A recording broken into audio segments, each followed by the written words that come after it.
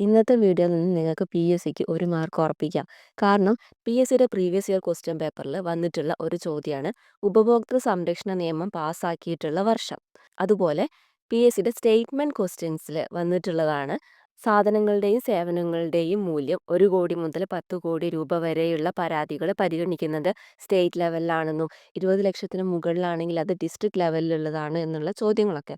ഇന്നത്തെ വീഡിയോയിൽ നമ്മൾ നോക്കാൻ പോകുന്നത് ആ സ്റ്റേറ്റ്മെന്റ് ക്വസ്റ്റ്യൻസിൽ നിങ്ങൾക്ക് കൺഫ്യൂഷൻ വരാതെ ഉത്തരത്തിലേക്ക് എങ്ങനെ എത്താന്നുള്ളതാണ്. നമുക്കറിയാം കൺസ്യൂമർ പ്രൊട്ടക്ഷൻ ആക്ട് 1986 ആദ്യമായിട്ട് വന്നു.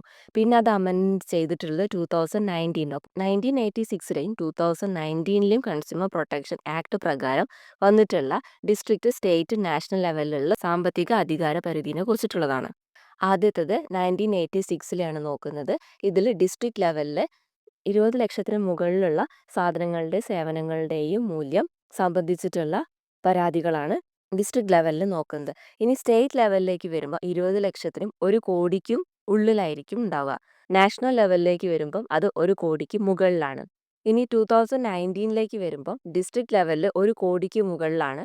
സ്റ്റേറ്റ് ലെവലിൽ വരുമ്പോൾ 1 കോടിക്കും 10 കോടിക്കും ഉള്ളിലായിരിക്കും വരിക.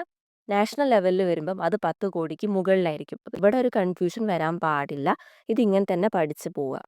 ഇന്നത്തെ വീഡിയോ അത്രയേ ഉള്ളൂ. അടുത്ത വീഡിയോയിൽ കാണാം.